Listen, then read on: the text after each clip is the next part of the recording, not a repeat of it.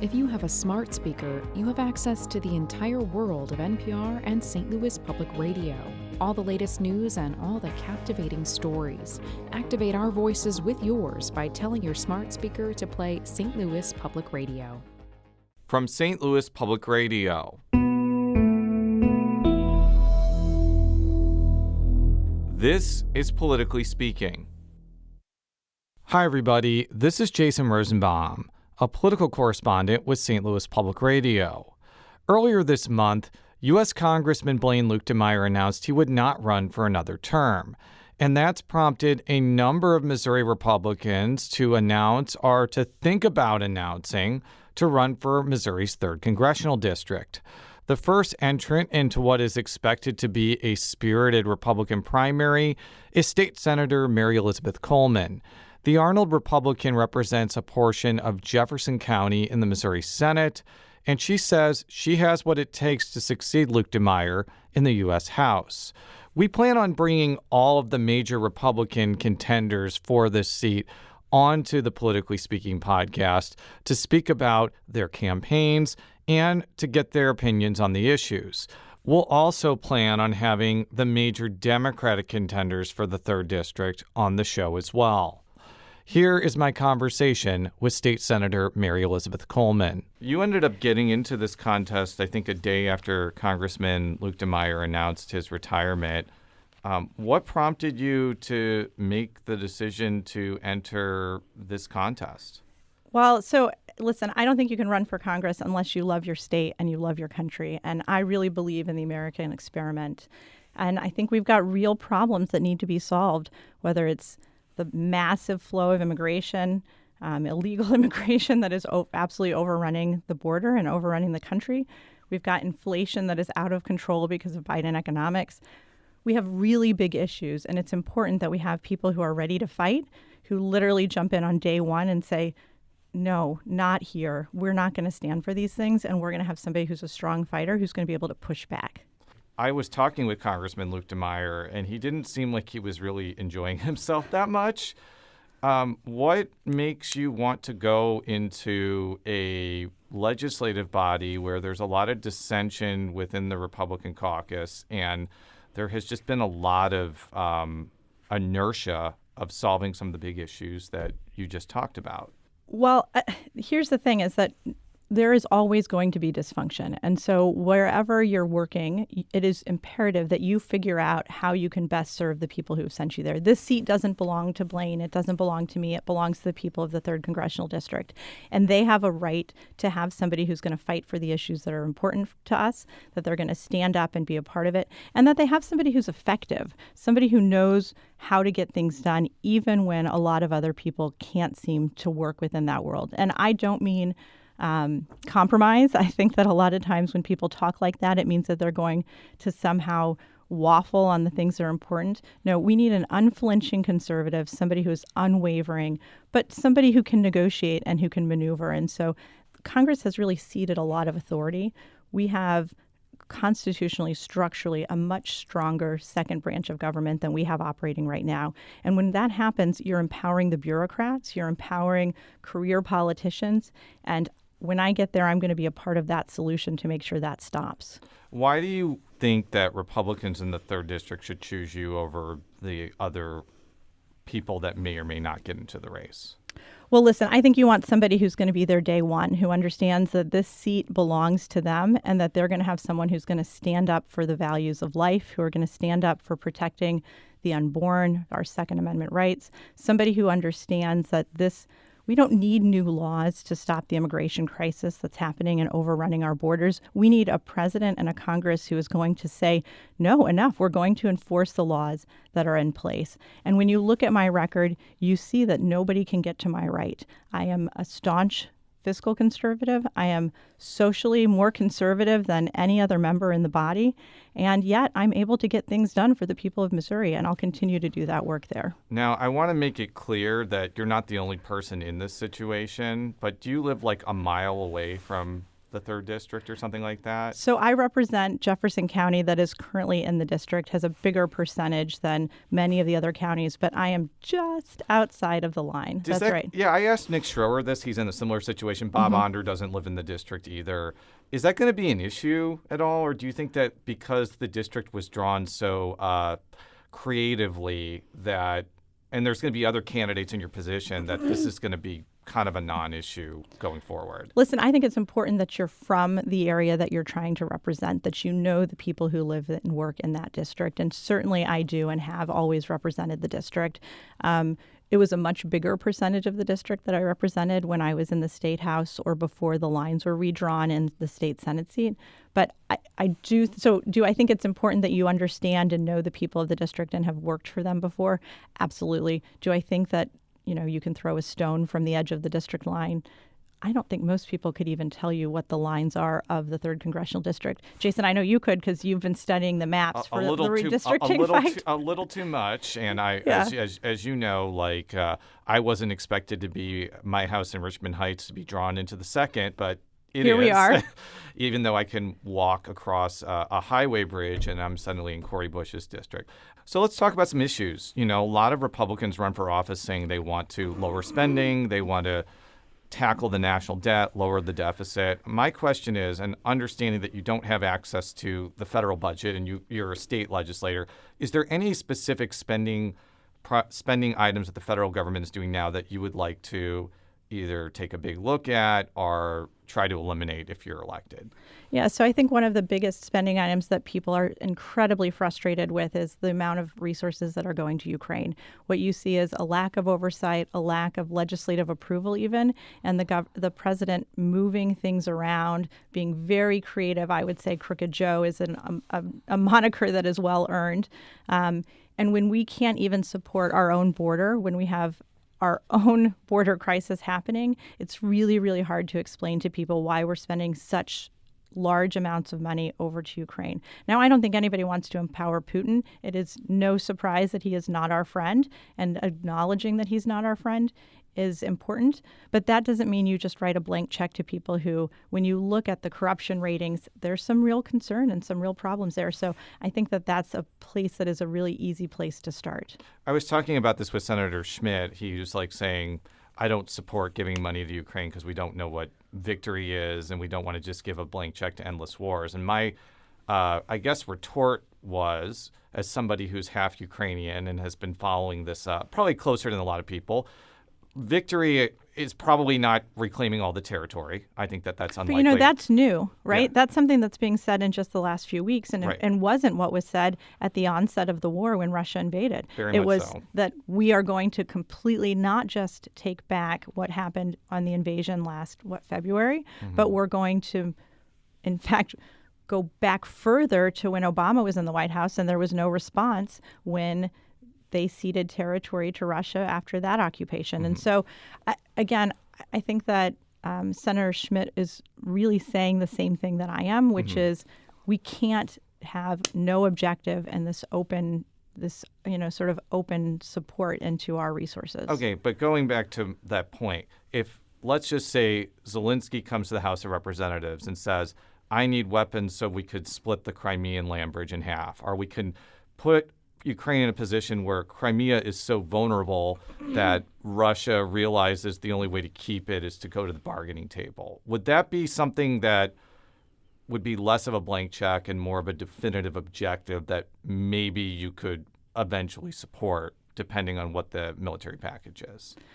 That was a really specific set of hypotheticals. It is, I think the heart of the question that you're asking is there a path that I could see support for intervention in the country, for our country, into other allies? And I think that there is a path to make sure that we have support of our allies, but we can't do that in a vacuum. And when we're not able to do some basic tenets of government like securing our own border, it's really hard then to justify sending money elsewhere. Well, let's shift to immigration. So there's been a lot of talk about more money for enforcement and changing the laws to maybe de-incentivize people from coming over the border.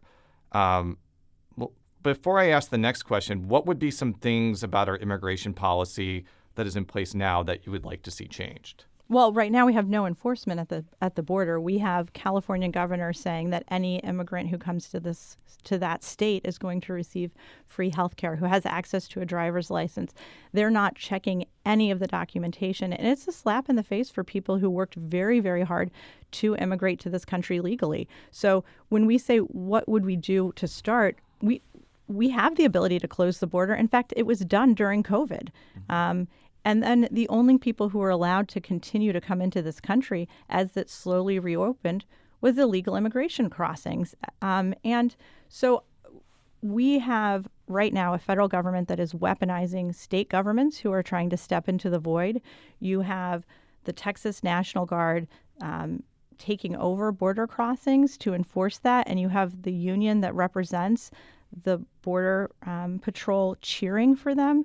You have a governor in Texas who is saying, we have no more ability to handle this. And so putting people on planes and on buses and shipping them to sanctuary cities. And the response of those elected officials is not to call the Biden administration and say, hey, you've got to close the border. Their response is to call the governors of the states that are having to solely absorb this illegal activity. It's absurd. And so, again, one of the things that we're often asked to do as conservatives is to enact new laws. This isn't a case that we need new laws. We need enforcement of the laws that are on the books, which say, if you would like to come to this country and immigrate here and you have a job to do it, then we have security measures in place to make sure we know that you are safe, that you're not a terrorist, and that you're going to be a contributing member of society. And that's not what's going on right now. Would part of whatever immigration plan eventually comes up in, say, a hypothetical Republican Congress and a Republican presidential administration, would it also include providing some sort of economic aid to some of the countries that some of these people are coming from? Because if you live in a stable country with a good economy, you're less likely to leave. And it seems like I don't know the reason for everybody coming into this country, but a lot of it revolves around political and economic instability in the countries that they're leaving. Does that have to be part of the conversation as well? Well, listen, I'm really skeptical that we can buy our way to creating stability in other countries. I'm frankly skeptical that America's government can buy its way to economic stability, even domestically. And so when we start talking about doing those things, but we have incentivized rule breaking, we're not going to see a change, because right now we have, again, liberal politicians who, for political reasons, have incentivized people to cross our borders, and that has to stop first and foremost. The only reason I ask that question is I don't want to overly personalize this enough, but the reason why my family left Eastern Europe to come here was because they were literally living in straw huts and bathing in cauldrons, and they saw America as a better economic opportunity. I agree with you, making I'm just throwing out a country, Honduras or Nicaragua, Luxembourg or Switzerland in terms of the economy would probably require hundreds of billions of dollars. But it does seem I don't know, maybe it's not direct economic things, but maybe free trade agreements or something like that. Well, certainly getting rid of and continuing to deregulate and allowing open trade is something that has been broadly supported by the Republican Party and has really led to some success for some countries. And in fact, you see even in Argentina, that's one of the very first steps that the newly elected president took to try to stop the economic freefall that his country is in. So, yes, deregulation, supporting open trade, those are the kinds of things that we can do. But that's, again, going in the same direction of a more open economy, not open borders. Let's talk about Israel, though, because I remember talking with you last year. You went to Israel. Not last year, just right. Oh, I guess it's 2024. Yes, it was last year. 2023. It wasn't a year ago, but when I was talking with you about the child abuse backlog story, you had just returned from Israel. Would you want to see Congress pass a military or financial aid package for Israel? And I'll ask kind of the same question I asked Senator Schmidt. Couldn't Israel purchase the weaponry they need to engage in the war against Hamas themselves? Do they really need American money to do that, basically. So Israel has long been an important partner for the state of Missouri and for the United States in general. And I don't think that you'll probably remember this, but President Truman was the first to recognize the state of Israel right after its creation. We have always been an incredibly important partner to them, and it is vital that the only stable democracy in the region that allows us to stand up to our enemies like Iran are able to defend themselves, and that we stand with them for as long as it takes. They also, by the way, are a responsible government that we do not have the same kind of corruption concerns that we have. They have been wonderful partners of ours. And so I think it's a little bit trying to draw a distinction that is very, very different between what's happening in that region than in some other parts of the world. After October 7th happened, I talked with a lot of Jewish people, and they are generally supportive of what Israel has done to respond to October 7th. But almost universally, they are not happy with the Netanyahu government, either because they were asleep at the switch on October 7th, or... Well, they were unhappy before, right? So they were unhappy before. There were massive demonstrations in the streets of Israel against the Netanyahu government. Yeah. We now have in place, when you're looking at where their country is, a new coalition government. Immediately, they formed a new government to address the war in Hamas. And I think that when America starts to try to get involved in other states' politics, other nations' politics, we're really stepping outside of our bandwidth. So are people rightly concerned about the Netanyahu government? I think they have some legitimate concerns, absolutely. But that doesn't mean that it should affect America's standing with our ally Israel, and it certainly doesn't affect that for me. Yeah, and I think the reason I was asking this is there have been some members of Congress who have said, I don't want to give aid to Israel as long as this government is in place. Yeah, but that to me seems to be deflecting, because that government is no longer in place. Immediately a coalition government was formed after October 7th, I think lightning fast within the first 72 hours. So that feels, again, a little bit like trying to make an excuse. It's like the politicians like Cori Bush, who's calling for a ceasefire without calling for a return of the hostages, without condemning the acts of Hamas, without saying, you know what, there was a ceasefire in place, and Hamas broke that ceasefire. And before that, on October 6th, there was a ceasefire in place, and Hamas broke that. And every public statement that has been made by the terrorist organization has said, in fact, what we're going to be doing is again and again and again, we will repeat October 7th. So what do you do with that but stand with your allies and make sure they're able to eradicate that threat? Is there any concern that the concept of eliminating Hamas may become this open-ended thing similar to the war on terror, where you may win a military victory after a short amount of time, but it becomes this 20-year insurgency that requires America's commitment to be very open-ended? We're 100 days into this war. It started, I guess, literally Sunday night was the 100th day of the war that Hamas started. And so while I do think it's really important that we're making sure that we're not having entanglements that can never be gotten out of, supporting Israel's right to defend itself, validating their ability to address the terrorist attacks and the crisis that is at hand is a different thing than what happened with 9/11 and the war on terror.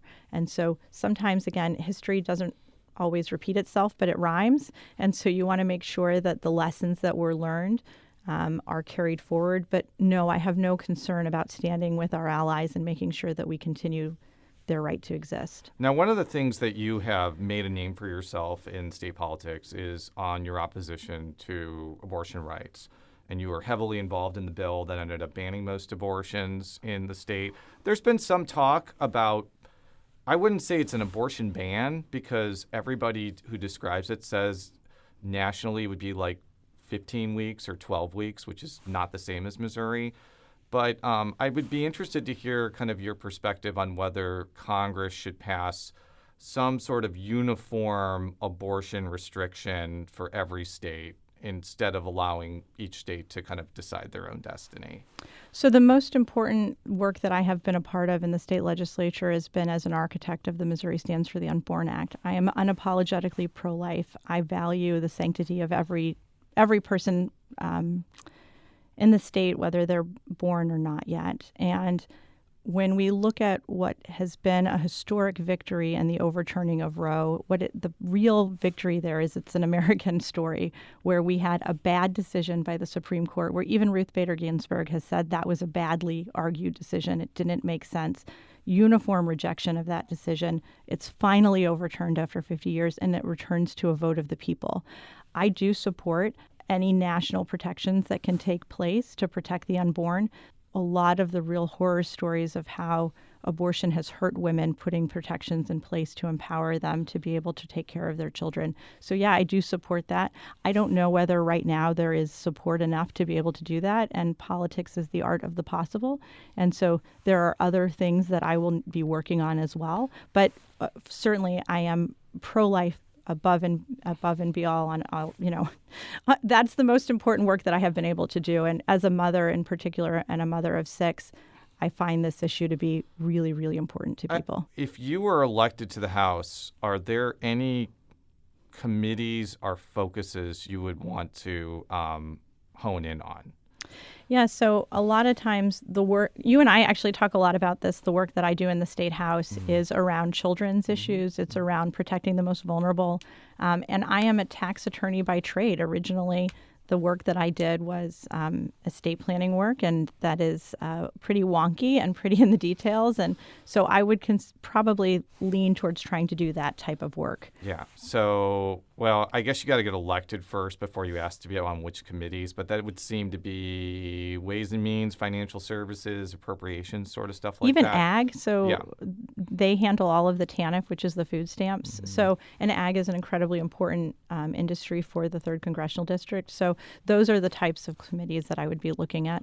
Is there any person in Congress now that you would want to, that you look up to or would want to partner with if you're elected? Yeah, so Jason Smith from the 8th Congressional District has done a phenomenal job, and I think he's a real example of how you can make sure that you stand strong on your conservative principles, but also are effective. He is chair of one of the most powerful committees in Congress, Ways and Means, and yet he doesn't vote with leadership every time, and he really represents the social and cultural things that I'm showing this to you right now. He actually just worked with Senator Ron Wyden to come up with an agreement to expand but the child tax credit and extend it for 3 years along with doing everything else. I'm like, wow, this guy, I remember this guy was some random dude in the Missouri House, and now he has tons of power, basically. So I think Jason's done a really good job of maintaining his credentials and his viewpoint while also getting things done for the country. I also have to say that, Ann Wagner, from a in the district standpoint, has been an incredible mentor for me. When I ran for the State House for the very first time in my primary, she endorsed me. She went and knocked doors with me. And I envision doing the same kind of thing because who we have representing our district matters a lot. And so I think that I'll be getting involved to make sure that I can help support those who are also wanting to serve.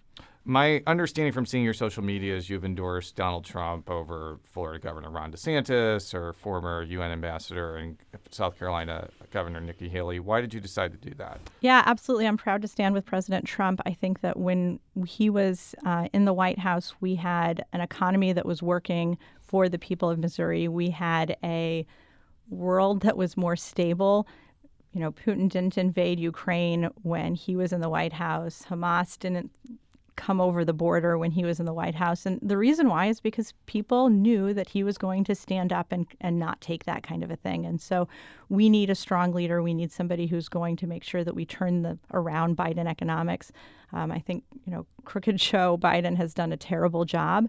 And it's really important that the party unite behind the president and we reelect him.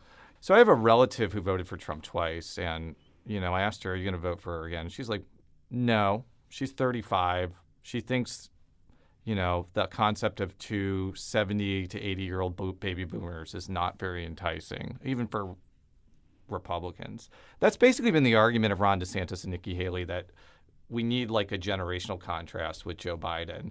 What would kind of be your response to that? Well, I think what you're seeing is the people who are running against President Trump really grasping for a justification of why he shouldn't be the nominee after he was such a fantastic president. And so they're going to things like identity politics. So what I would say to that voter is, really, you're going to vote for Joe Biden at the end of the day? I just don't believe that that is true. And when you have overwhelming majorities in every contest supporting the president. At some point, the party needs to recognize he is the leader of our party, and we need to get behind him because we need to make sure that Joe Biden is no longer in office. That's State Senator Mary Elizabeth Coleman, an Arnold Republican who is running for Missouri's 3rd Congressional District seat. For more coverage of the 2024 election cycle, go to stlpr.org. And if you haven't already, make sure to subscribe to Politically Speaking on Apple Podcasts. I'm Jason Rosenbaum, and thank you for listening. Politically Speaking is produced by Sarah Kellogg, Rachel Lippman, and me, Jason Rosenbaum. The show is edited by Fred Ehrlich. Read all of our coverage at stlpr.org. And if you haven't already, make sure to subscribe to Politically Speaking by searching the term Politically Speaking on Apple Podcasts.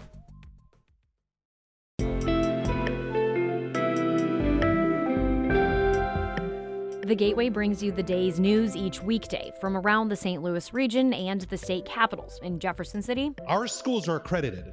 We don't need this bill. And Springfield. How many more years must pass before lawmakers see time is of the essence? I'm Abby Larico. Join me each weekday for The Gateway on the STLPR app or wherever you get podcasts.